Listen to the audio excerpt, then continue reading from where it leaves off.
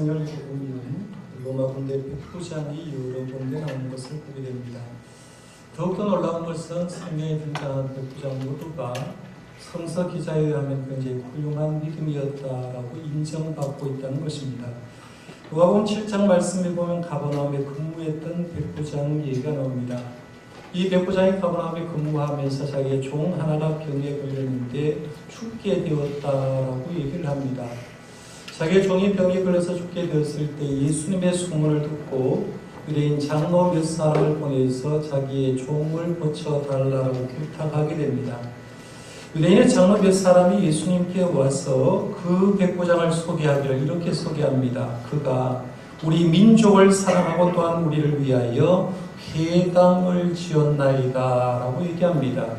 피정복 국가에 와서 그 민족을 사랑했고 그뿐만 아니라 유대 사람들을 신앙사를 돕기 위해서 회당을 지었다라고 얘기할 정도니까 이 사람 백부장은 굉장히 대단한 사람이라고 볼 수가 있는데요. 이 사람의 믿음이 너무나 귀하다고 생각하고 예수님은 그럼 좋다 백부장의 집에 가자라고 얘기해서 발걸음을 옮깁니다. 아마 백부장 집에서 예수님이 자기의 집에 온다는 소리를 듣고 이 백부장은 자기 친구를 불러서 예수님께 이런 얘기합니다. 주님, 수고하지 마십시오. 주님이 우리 집에 들어온 것은 난 감당하지 못하겠습니다. 나도 주님 앞에 나갈 만큼 그렇게 훌륭한 사람이 아닙니다. 그저 주님께서 현재 있는 그 자리에서 말씀만 해주시면 내 집에 있는 하인이 병이 고쳐줄 줄 믿습니다. 라고 이렇게 얘기를 합니다. 이 말씀을 전달받은 예수님은 백부장의 믿음을 뭐라고 평가하느냐 하면 이스라엘 중에 가장 큰 믿음을 소유한 자라고 평가하고 주님이 그 말씀을 했을 때 집에 있던 그 백부장의 종이 그 시간부로 병이 낫는 것을 보게 됩니다. 마가복음 15장과 마태복음 27장에 보면 예수님의 처형을 맡았던 백부장 예고가 등장합니다. 예수님이 십자가에 돌아가셨을 때 대제사장 일반 사람들은 주님을 조롱했거든요. 그런데 그 장례식 예수님이 십자가에 돌아가신 과정을 보았던 이 백부장은 다른 반응을 보였습니다. 마태복음 27장 54절에 보니까 백부장이 이런 말합니다. 이 사람은 진실로 하나님의 아들이었도다라고 얘기합니다. 예수님의 죽으심을 보고 진짜로 이분은 하나님의 아들이었다고 얘기한 게 대제사장도 그렇게 얘기하지 않고 다른 사람도 얘기하지 않고 그 군병 백부장이 그런 얘기를 했던 걸 봅니다. 사도행전 27장에 보면 바울이 만난 백부장 율리오가 나오는데 이 율리오는 이 사도 바울이 이제 로마 황제에게 상소했기 때문에 가이사라의 배를 타고 로마로 배를 타고 가는데 유라굴로라는 광통을 만나고 죽게 되었을 때 당시에 군인들은 죄수들이 도망갈까 다 죄수들을 죽이려고 했는데 이 율리오는 그래서는 안 된다라고 얘기하면서 바울의 생명을 보존하는 일을 하는 사람도 역시 바울이 만난 백부장 율리오가 있는 걸 보게 됩니다. 이걸 보면서 이런 생각할 수 있죠. 참 놀라운 기록이다. 성경 말씀을 읽어보면 전혀 하나님을 알 수 없을 것 같은 그 사람 백부장이 성경에 이렇게 훌륭하게 기록되고 있을까라고 생각해 볼 수가 있는데요. 지난 시간 우리가 생각하고 있는 이 가이사랴에 근무했던 백부장 고넬료도 우리 생각과는 완전히 다르게 아주 훌륭하게 신앙생활을 했다고 했죠. 지난 시간에 우리 고넬료를 생각하면서 고넬료는 경건한 사람이었다라고 말씀드렸어요. 하나님 앞에서 경건한 사람이었는데 경건의 특징으로 세 가지가 나타나는데 첫 번째는 하나님을 경외하는 사람이었다. 경외하는 것은 하나님을 두려워하는 마음 가운데 사랑하는 거다. 마치 아이가 아버지를 두려워하지만 사랑하는 것 같이 이 사람이 하나님을 그런 마음으로 사랑했다고 했고 두 번째는 백성을 구제했고 세 번째는 항상 기도하면서 살았다라고 얘기합니다. 이런 경건한 삶을 살고 있던 고넬료가 하루는 제9시 우리로 말하면 오후 3시의 기도 시간에 하나님께 기도하는 가운데 놀라운 환상을 체험합니다. 천사가 그에게 말합니다. 네 기도와 구제가 하나님 앞에 상달되어서 기억한 바가 되었다고 했는데요. 제가 이 말씀 드리면서 우리의 작은 기도 생활 하나, 구제 생활 하나가 하나님께서 기억하기 때문에 이 땅을 살아가면서 주님 기억할 만한 일 좀 하자라고 제가 말씀드렸어요. 그런 다음에 이제 천사가 고넬료에게 계속 예언을 합니다. 지금 사람을 욥바에 있는 베드로에게 보내서 베드로를 초청해서 하나님의 말씀을 들으라라고 얘기합니다. 그러면서 베드로가 있는 위치, 해변에 있는 집에 있다라고 정확하게 가르쳐 준 내용을 생각했죠. 저는 이 체험 내용을 생각하면서 저와 여러분들도 하나님을 섬기면서 이런 체험을 하시기를 바랍니다. 막연하게 하나님 전에 나와 예배하지 말고요. 막연하게 하나님께 기도한다고 얘기하지 말고 내 삶 속에서 신비롭게 역사하시는 하나님의 은혜와 능력을 체험하시기를 바랍니다. 신앙생활이 맛이 나겠지 않겠습니까? 고넬료는 이제 천사가 떠나자 즉각적으로 순종합니다. 종 두 사람을 선택하고 견고함과 한 사람을 선택해서 오후 3시에 이제 환상을 체험했으니까 아마 시간을 조금 더 넘어서 이제 종들을 보냈는데 종을 보냈는데 가이사라에서 욥바까지의 거리는 얼마가 되느냐 하면 약 50km 정도가 됩니다. 성인 남자 1시간에 한 4km 정도 걷는다고 생각하면 12시간을 걸어가야 되는 그런 거리입니다. 근데 저는 이 말씀 보면서 이제 엉뚱한 생각을 해봤어요. 천사는 지금 베드로를 초청하라라고 이렇게 얘기하고 욥바로 보내는데 지금 고넬료를 천사가 만나주고 환상을 주고 말씀을 해줬는데 욥바에는 베드로에게 그 천사가 혹은 하나님께서 얘기해 주지 않으면 어떤 사건이 일어날까 생각해 보니까 그러면 좀 문제가 있겠구나라고 생각하는 거죠. 어떤 하나님의 응답은 쌍방간의 응답이 주어져야 되는 거예요. 제가 결혼 전에 이런 체험을 했어요. 제가 이 얘기를 할까 집사람한테 물어보고 승인이 떨어져서 지금 얘기하는 거예요. 집사람하고 만나기 전 얘기입니다. 제가 신학교 다녔을 때 신학교 다니는 가운데 중매가 하나 들어왔어요. 제가 이제 안동에서 사는데 저희 집에서 한 10km 떨어진 곳에 기도원이 지금도 왕성한 기도원이 있어요. 기도원 원장 하나가 중매를 했는데 어떻게 중매를 했느냐 하면 제 모교회가 이제 안동에 있는 작은 교회 녹전교회라는 곳인데 녹전교회의 권장로님 막내 아들에게 시집을 보내라고 이렇게 하나님께 기도하니까 응답이 떨어졌다는 겁니다. 기가 막히잖아요. 중매쟁이가 와서 하는 말이 정확합니다. 어느 권장로님의 막내 아들, 제가 우리 형제가 사형제인데 사형 중에 막내고 신학교 다녔는데 제가 혼자 결혼하는데 거기에서 중매를 해서 내 딸을 보내라고 하나님이 얘기했다라고 얘기를 합니다. 저는 그 기도원 이미 알고 있고요. 저희 아버님은 그 기도원에서 한 4km 떨어진 구면 두산이라고 지난번에 우리 교회에서 두산교회 토색 봉사를 해준 그 교회를 아버지가 개척하고 목회를 하셨기 때문에 저희 아버님에 대해서 이제 안동에 있는 사람은 대부분 잘 알고 있습니다. 그리고 목회를 하시다가 시골교회 가서 이제 장로님으로 심무하다가 은퇴하고 은퇴 장로님을 섬기다가 돌아가셨습니다만은 그렇게 중매를 들어와서 저희 어머니와 이제 부모님이 저한테 얘기를 합니다. 제가 부모님께 단순내를 잘라서 이런 얘기했습니다.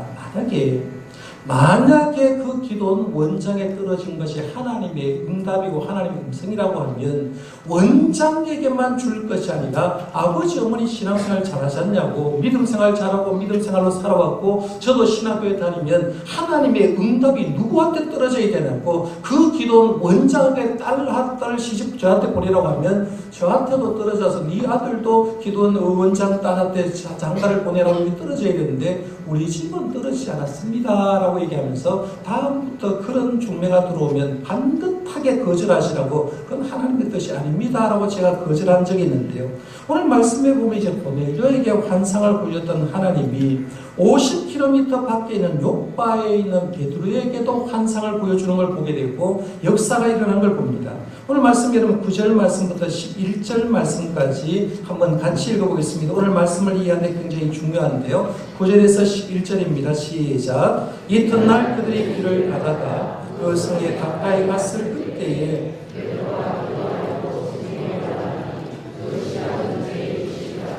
그가 시장하여 묻고자 하매 사람들이 준비할 때에 황홀한 중에 하늘이 열리며 한 그릇이 내려오는 것을 보니 큰 보자기 같고 내 길을 메어 땅에 들이웠더라. 아멘. 가이사랴에서 출발한 고넬료의 총각 동화가 이제 드디어 하루를 지났습니다. 12시간 지났으니까 하루가 바뀐 거예요. 요바성에 거의 다 도착했을 때 시간이 정오쯤 되었다. 성경에 보면 제6시라고 얘기하는데 정오라고 하면 12시 정오입니다. 이 정오는 유대인이 기도하는 시간이면 그때 베드로는 자신이 머무르던 옥상에 올라가서 하나님께 간절하게 기도했고, 기도하는 중에 또 베드로도 환상을 보기 시작합니다. 우리는 베드로의 환상을 생각하기 전에 큰 메시지, 고넬료가 환상을 보고 베드로가 환상을 봤는데 여기에서 주는 메시지, 큰 메시지 하나를 읽어야 되는데, 그건 뭐냐면 기도하는 사람에게 하나님의 역사가 일어난다는 그 메시지를 봐야 됩니다. 근데 우리가 사도행전의 말씀을 그동안 생각했습니다. 2장 말씀의 오순절 성령 강림의 역사가 일어난 걸 봤죠. 3장에 가면 성전 미문에 앉았던 안정뱅이가 베드로의 예수님의 이름으로 일어나라고 명령하는 순간에 낫는 장면도 봤습니다.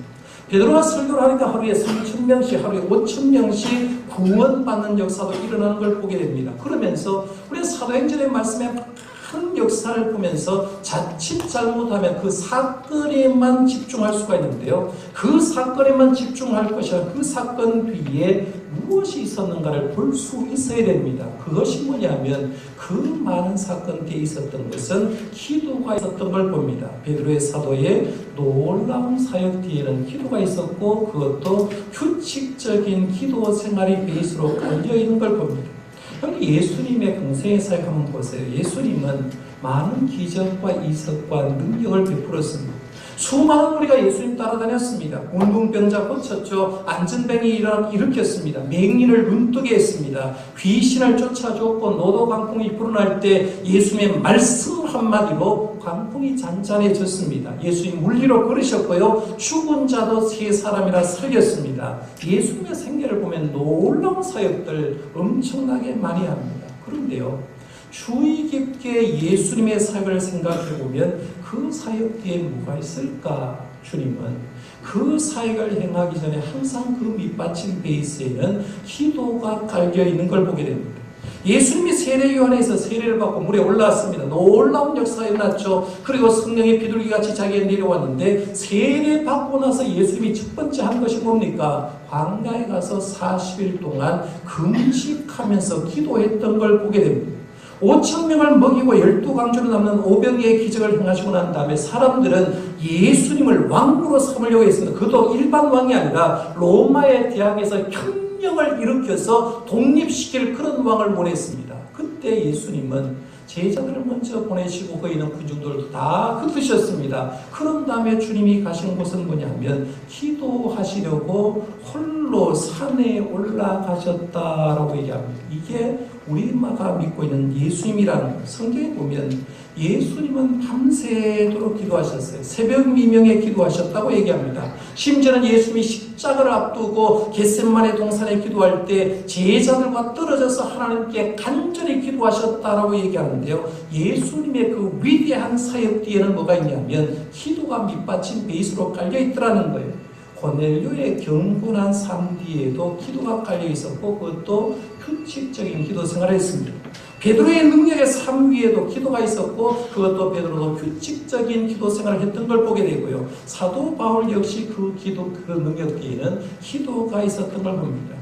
구약 성경 어디를 보셔도 신약 성경은 누구를 봐도요, 기독교 역사 가운데 하나님께서 쓰시는 사람들 뒤에는 항상 기도가 밑받침되어 있습니다. 그러니까 정의를 이렇게 할 수 있죠. 기도하는 사람에게 하나님의 역사가 일어난다라고 정의할 수가 있다는 얘기입니다. 그러면 우리는 이런 질문을 한번 할 수가 있죠. 그러면 우리에게도 이런 기도 생활이 있는가 한번 물어보셔야 됩니다.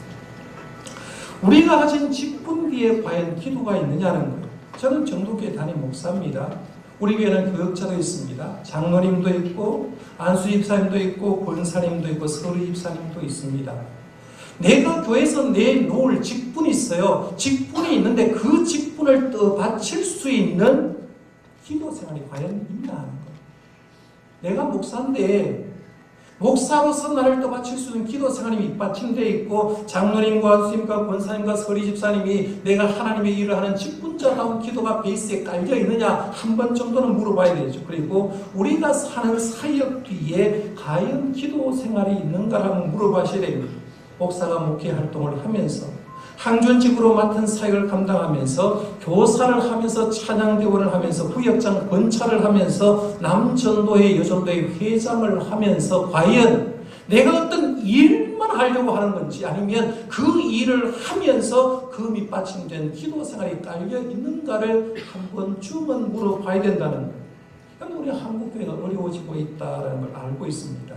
내일부터 우리 교단 총회가 이제 서울 온누리교회에서 열리는데요. 총회가 딱 열리게 되면 항상 그 해에 지난해 교인 수의 통계가 나옵니다. 교회 수는 얼마다, 목사 수는 얼마다, 전도사 수는 얼마고, 장로님과 항존직의 수는 얼마가, 교인 수는 얼마다 통계가 나오는데 지난 1년여간 우리 통합 측의 교단은 교인 수를 따져보니까요. 교회 수, 항존직 수는 늘어났는데 교인 수는 1년여간에 58,202명이 성장한 것이 아니라 줄었습니다. 1000명 교회가 1년여간 동안 58개 교회가 없어졌다는 말입니다. 충격적인 보고가 지금 들어오는데요. 교회 학교의 수도 많이 줄어들고 있습니다. 왜 줄어들고 있을까? 한국교회가 왜 어려울까라고 생각해 보면 여러 가지 원인이 있지만 첫 번째로 찾을 수 있는 게 뭐냐면 한국교회를 섬기는 저와 우리 한국교회 앞장선 사람들 뒤에 기도가 없거나 기도가 부족하기 때문이라고 볼 수가 있습니다. 여러분 솔직하게 한번 여러분 스스로 물어보세요. 밥 먹을 때 하는 기도 빼고요. 밥 먹을 때 하나님 감사히 먹겠습니다. 소화 잘 되게 해주시고 이 기도 빼고 진짜 내가 하나님과 1대1로 만나서 하나님 주님 한번 만나고 싶습니다. 주님 한번 체험해보고 싶습니다. 하나님의 임재를 경험하고 싶습니다라고 얘기하면서 하나님 앞에서 1대1로 하나님과 기도하는 시간이 있는지 한번 물어보셔야 됩니다. 내가 진짜 교회를 염려하고 한국교회를 염려하고 우리 교회를 염려하고 성장을 위한다고 하면 진짜 하나님 앞에 1대1로 서서 하나님 한국교회를 살려주십시오. 우리 한국교회를 살려주고 우리 교회가 지금도 부흥하지만 우리 교회를 살려달라고 부흥해달라고 진짜 하나님 앞에 1대1로 만나서 기도하고 있냐는 거죠. 내가 교회학교 교사가 되었습니다. 교회학교 직분을 맡아 있는데 진짜 어린 한 영혼을 생각하면서 그 아이를 위해서 눈물 흘리면서 기도하고 있느냐 한번 물어볼 필요가 있다는 거예요. 그런 기도 시간이 없는데 어떻게 나를 통해서 하나님의 역사가 일어나기를 바라겠습니까? 우리는 그런 기도 시간도 갖지 않으면서 말은 합니다. 이러쿵저러쿵 얘기를 할 때가 있는데요. 하나님은 기도하는 사람을 통해서 역사하는 줄 믿으시기를 바랍니다. 바라는 저와 여러분들이 하나님께 받은 직분과 사역 뒤에 기도 생활이 베이스로 깔려있기를 바랍니다. 억지로 기도 생활하는 게 아니라요. 내 기도 생활은 규칙적으로 남들이 봤을 때도 내 스스로 생각했을 때도 기도하는 시간을 가져야 됩니다. 내일 새벽부터 이제 한 주간 가을 특세를 가지려고 하는데 가을 특세 다가오면 매일 오는 사람들은 괜찮은데 안 오신 분은 굉장히 피곤할 겁니다. 특세 또 왔구나라고 생각하면서 가자니 힘들고 안 가자니 눈치 보이고 이런 생각들을 할 거예요. 그런데 주님 우리 모두에게 다시 거룩한 기도 생활로 회복하라는 영영지로 알고요. 기도 생활에 동참해 주시길 바랍니다. 힘들지만 한 주간 한번 기도를 하면서 기도 회복의 기회를 삼았으면 좋겠습니다. 자, 그러면 본문으로 다시 한번 들어가 봅니다. 요파 있던 베드로 이제 정오 시간에 기도 시간에 또 베드로도 환상을 놀랍게 체험합니다. 하늘이 열렸습니다. 하늘에서 내기에서 어떤 크루크 같은 큰 보자기가 내려옵니다. 그 보자기가 땅끝까지 내려왔고 베드로가 그러다 보니까 유대인으로서 먹지 못할 부정한 짐승들이 들어있었다라고 얘기합니다. 레위기 11장 말씀에 보면 정한 짐승과 부정한 짐승에 대해서 얘기합니다. 이 짐승은 정하니까 먹으라, 이 짐승은 부정하니까 먹지 말라고 얘기합니다. 이 물고기는 먹어도 된다, 이 물고기는 먹어서는 안 된다고 얘기하고 새들 중에 이 새는 먹어도 되고 이 새는 먹지 말라고 얘기합니다. 곤충 중에도 먹어야 될 것, 먹지 못할 것을 얘기를 합니다. 왜 하나님께서는 먹어야 될 것, 그리고 먹지 못할 것, 정한 짐승과 부정한 짐승을 구별해 놓았을까라고 생각해 보면 하나님을 위해서가 아니라 하나님의 백성을 위해서 그렇다는 거죠. 그런데 한번 보세요. 예를 들어서 짐승, 성경의 기준으로 보면 소고기는 먹을 수 있게 되거든요. 그런데 돼지고기는 먹지 못하도록 했습니다. 우리 성경을 모르는 사람도, 우리 조상들도 아예 그래 얘기했습니다. 돼지고기 먹을 때는 매매 해가서 해라고 했어요. 매매, 대국말로 하면 구워서 먹으라고 했죠. 그냥 먹으면 배탈 난다. 혹은 어른들이 돼지고기는 잘 먹어야 뭐라 했어요? 본전이다라는 얘기합니다. 돼지고기는 먹어서 잘 먹으면 본전이다 얘기하는데 소고기는 어떻습니까? 소고기는 덜 익어서 육회로 먹어도 괜찮죠, 그렇죠? 하나님께서 이제 정한 짐승과 부정한 짐승을 줄 때 벌써 우리의 위생을 알고 모든 것을 알았기 때문에 이것은 먹으라라고 얘기합니다. 이렇게 하나님이 정결하고 깨끗하니 먹으라 하는 음식을 코셔라고 얘기를 합니다. 지금도 이스라엘 식당에 가면 코셔 레스토랑이 많은데요. 코셔 마크를 붙이고 먹을 수 있는 음식이나 이것을 코셔 마크를 보고서 이것은 율법에 의해서 정한 것이기 때문에 먹어도 됩니다라고 얘기하는데, 문제는 베드로가 보자기가 내려온 것을 보니까 유대인은 먹을 수 없는 것들이 가득하게 있는 거죠. 하나님은 베드로에게 말을 합니다. 13절에 또 소리가 있을 때 베드로야 일어나 잡아 먹으라 라고 얘기합니다. 베드로가 대답을 합니다. 14절에 베드로가 이르되 주여 그럴 수 없나이다. 속되고 깨끗하지 아니한 것을 내가 결코 먹지 아니하였나이다 라고 했어요. 그러니까 하나님이 두 번째 또 베드로에게 말씀합니다. 15절 말씀해 보니까 또 두 번째 소리가 있을 때 하나님께서 깨끗하게 하신 것을 내가 속되다 하지 말라 하더라 라고 얘기하고, 한 번 더 세 번째 주님이 말씀한 다음에 그 부정한 짐승이 내려온 그 그릇을 하늘로 쭉 올려버리고 상황을 중회시킵니다. 하나님은 환상을 가운데 베드로에게 시각적으로 보여줬고요, 청각적으로 세 번이나 말씀을 해주셨습니다. 그런데요, 그 중에서 우리가 꼭 보셔야 될 게 한 부분이 있는데 15절 말씀입니다. 15절 말씀에 보면 이런 말이 있어요. 하나님께서 깨끗하게 하신 것을 내가 속되다 하지 말라, 이 말이에요. 여기서 오늘 본문 말씀의 환상 가운데 제일 중요한 한 부분을 선택하라고 하면 이 부분입니다. 하나님께서 깨끗하게 하시는 것을 네가 뭐라고 속되다고 얘기하느냐, 네가 속되다고 하지 말라라고 합니다. 이 말을 바르게 얘기하면 이렇게 할 수 있어요. 베드로야, 네가 가지고 있는 편견 좀 깨라, 이 말입니다. 오늘 설교 제목이 편견을 넘어라고 하죠. 편견을 넘어.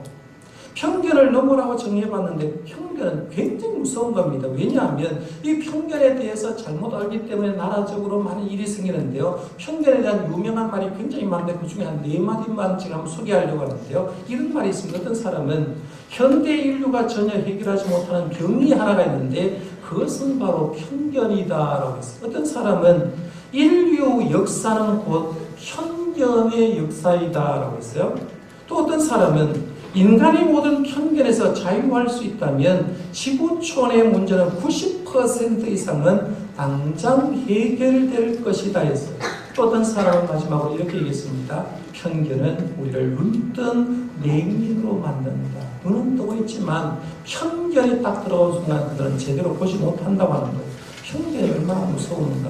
그런데 어느 나라든지 편견이 있습니다. 예를 들면 미국이 지금 갖고 있는 편견은 뭐냐면 백인 우월주의입니다. 그렇죠? 백인은 진짜 훌륭한 사람이다. 백인은 우월하다. 황인종보다 흑인종보다 우월하다고 얘기하니까 백인 우월주의로 세계를 끌고 가고 있는 거예요. 문제가 심각합니다. 그러면 미국 사람만 편견을 가지고 있느냐? 아니라는 거예요. 우리나라 사람도 편견 가지고 있습니다. 어떤 편견이냐? 쉽게 예를 들면 이런 거예요. 한국에 저희는 어릴 때부터 이런 말을 들었어요. 남자는 부엌에 들어가서는 안 된다. 남자는 부엌에 들어가면 뭐가 떨어진다, 이런 얘기를 들었어요. 지금도 저는 안동에서 태어나고 안동에서 모임을 하면 부엌에 절대로 안 들어갑니다. 들어갈 일도 없습니다. 근데 한국 사람들은 가지고 있는 편견이 뭐냐면 남자는 부엌에 들어가면 안 된다라고 편견을 가지고 있습니다. 우리 한국 사람은 5천만 명밖에 안 되는데 가까운 중국에 가면 13억 7천만 인구가 살고 있거든요. 13억 7천만 인구가 살고 있는데 중국에 가보면 아침 새벽 시간에 가면 장보러 누가 나오느냐 하면 남자들이 나오고 남자들이 요리를 합니다. 남자들이 주방에 다 들어가고 있다는 거예요. 그러면 우리가 가진 남자는 부엌에 들어가면 안 된다는 말은 우리 한국 사람만이 가진 편견이라는 거죠. 이걸 가지고 다 얘기를 하니까 문제가 생긴다는 거예요. 그런데 유대 사람들도 편견을 가지고 있는 게 하나가 있어요. 그게 뭐냐면 구원은 유대인들만 주어집니다. 아브라함의 후예만 구원받을 수 있다. 어떻게 이방 사람에게 복음이 전해지고 어떻게 이방 사람이 하나님을 믿을 수 있느냐라고 얘기합니다. 예수님이 분명히 얘기했죠. 오직 성령이 너희에게 임하시면 너희가 권능을 받고 예루살렘과 온 유다와 사마리아 땅끝까지로 복음 증인되라라고 얘기했는데 이 말을 들었던 주의 종 속에도 편견을 가지고 있는 거죠. 어떻게 땅끝에 있는 사람이 복음을 전달받아 불가능하다고 생각했는 거죠. 아마 베드로의 마음속에도 이방 사람에게 복음 전하는 게 그렇게 끓지겠다는 거죠. 그런데 오늘 말씀에 보면 이런 편견을 가지고 있던 베드로에게 하나님은 환상을 보여주면서 이렇게 말합니다. 하나님께서 깨끗하게 하신 것을 네가 속되다 하지 말라. 네가 가진 편견으로 저 사람 예수 믿을 사람이고 구원받을 자 아니다라고 네가 네 편견으로 얘기하지 말라라고 얘기하는 거예요. 너는 이방인에게 가도 복음을 전하는 이 메시지를 전하기 위해서 부정적인 것을 보여주는 겁니다. 여러분 성경 말씀을 잘 보면 이방 사람들이 구원받은 얘기가 신약에만 나온 게 아니라 구약 성경에도 이방 사람들 구원받은 얘기가 나옵니까 안 나옵니까? 자, 보세요. 룻기에 보면 룻기의 주인공 룻은 유대 사람이었습니까? 이방 사람이었습니까? 이방 사람이었거든요. 모압 여인이었습니다. 그런데 모압 여인이었지만 성경의 기록에 보면 이 룻이 하나님을 잘 섬기게 되고 결국은 예수님의 족보에 올라가는 걸 봅니다. 요나서를 한번 읽어보면 하나님이 요나 선지자를 선택해서 어디로 보내느냐 하면 아수르 나라의 수도였던 니느웨로 보냅니다. 하나님은 요나 선지자를 니느웨에 보내서 거기에 살던 12만 명의 사람들을 요나 선지자를 통해서 구원해 주는 사건이 나옵니다. 이미 구약 시대에도 이방 사람은 구원받아야 될 백성인 걸 보여주는 거죠. 제가 설교를 시작하면서 여름에 백부장 소개를 했습니다. 왜 백부장을 소개했느냐 한번 보세요. 성경 기자가 그 말씀을 쓸 때 로마 군대 백부장이 하나님을 잘 섬긴다는 건 상상치도 못할 얘기죠. 그런데도 불구하고 성서 기자들은 뭘 쓰고 있느냐 하면 로마 군대 백부장이 훨씬 더 하나님을 잘 섬겼고요. 예수님께 큰 믿음을 가진 자라고 칭찬받은 사람이 너희들이 아니라 로마 군대 백부장이 훨씬 더 칭찬받았다라고 얘기를 하면서 우리가 가진 당시 유대인이 가진 편견을 깨려는 걸 보게 됩니다. 오늘 본문 말씀에도 마찬가지죠. 베드로가 가진 편견, 이방인은 부정하다, 이방인은 구원받을 수도 없다, 그들은 하나님의 백성이 될 수 없다라는 것을 깨기 위해서 하나님은 환상을 통해서 보여주는 거죠. 그리고 이 환상을 보면 베드로는 17절에 그 이해가 안 되니까 환상을 깊이 생각합니다. 17절 말씀 보세요. 베드로가 본 바 환상이 무슨 뜻인지 속으로 의아해하더라 했어요. 여기서 의아해했다는 말 뜻은 뭐냐면 깊이 관찰했다는 말입니다. 도대체 하나님께서 이 환상을 보여준 뜻이 도대체 뭐냐? 의아해했다. 깊이 관찰했다는 얘기입니다. 그 관찰하는 시간에 가이사랴에 출발한 세 사람이 베드로가 묻고 있는 질문에 와서 두드립니다. 베드로 여기 있습니까? 라고 물었습니다. 그리고 지붕에서는 환상에 대해서 생각하는 베드로에게 성령 하나님이 말씀합니다. 19절 20절입니다. 두 사람이 너를 찾으니 일어나 내려가 의심하지 말고 함께 가라. 내가 그들을 보내었느니라 라고 했습니다. 이 말씀을 보면 느끼는 게 뭐냐면 하나님은 절묘하신 분입니다. 하나님은 얼마나 일하심이 이렇게 절묘한지 준비의 타이밍에 놀랄 수밖에 없다는 겁니다. 왜냐하면 하나님은 천지를 지으신 분이죠. 시간자, 주관자가 되기 때문에 하나님이 일하시는데 얼마나 일하시느냐 하면 예를 한번 보세요. 하나님께서 사도행전 9장에 사울을 만나주지 않습니까? 부활하신 예수를 만나주면서 이미 부활하신 예수님이 사울을 위해서 아나니아를 준비시켜 놓은 걸 봅니다. 철저하게 준비하는 거예요. 고넬료에게 환상을 보여준 하나님이 다음날 12시에는 베드로에게 환상을 보여줍니다. 고넬료의 종이 집 문 앞에 딱 도착하는 순간에 성령님은 베드로에게 뭐라고 하냐면 일어나 내려서 의심하지 말고 올라가라 라고 이렇게 얘기를 합니다. 그러니까 오늘 본문 말씀도 한번 보세요. 22절 23절 마지막에 보면 그들이 대답하되 백부장 고넬료는 의인이요 하나님을 경외하는 사람이라 유대 온 족속이 칭찬하더니 그가 거룩한 천사의 지시를 받아 당신을 그 집으로 청하여 말을 들으려 하느니라 한데 베드로가 불려들어 유숙하게 하니라로 했고 이튿날 순종하고 가이사라로 올라가는 그런 장면을 보게 됩니다. 저는 이 말씀 보면서 마지막으로 이런 생각을 한번 해봅니다. 저와 여러분이 하나님 앞에 부르심을 받은 것도 절묘한 하나님의 타이밍 속에 있는 줄 믿으시길 바랍니다. 내가 교회 나오고 싶었다고요? 내가 예수님 믿고 싶었다고요? 아니에요. 하나님은 이미 여러분을 위해서 하나님의 때를 준비하실 줄 믿으시기 바랍니다. 하나님의 때에 준비시켜 놓고요. 하나님의 때에 사람 붙여놓고 하나님의 때에 우리 교회를 준비시켜서 하나님의 일을 하도록 불러준 줄 믿으시길 바랍니다. 이걸 믿으면요. 내가 살아가면서 신앙생활하는 행위 하나하나가 얼마나 감사한지, 얼마나 하나님의 세밀하심인지 생각하고 감사할 수밖에 없는 거예요. 오늘 본문에 이어지는 내용은 다음 주에 한번 생각해보고 말씀 듣고 싶어 했던 고넬료가 드디어 말씀 듣기 위해서 베드로를 초청하게 되고 베드로가 고넬료 집에 들어가서 있었던 얘기는 다음 주에 이어지고요. 오늘 말씀 속에서 제가 세 가지 정도로 강조하는데 그 중에 첫 번째를 얘기하면 하나님은 기도하는 사람을 통해서 역사하신다라고 말씀을 드렸어요. 또 하나 강조하고 싶은 건 우리 모두가 주님의 시간표 속에 있는 줄 알고 주님의 시간표 속에 있다는 걸 확인하고 주님을 믿고 섬겨갈 수 있는 저와 여러분들 되시기를 바랍니다. 기도하겠습니다. 하나님 아버지를 감사합니다.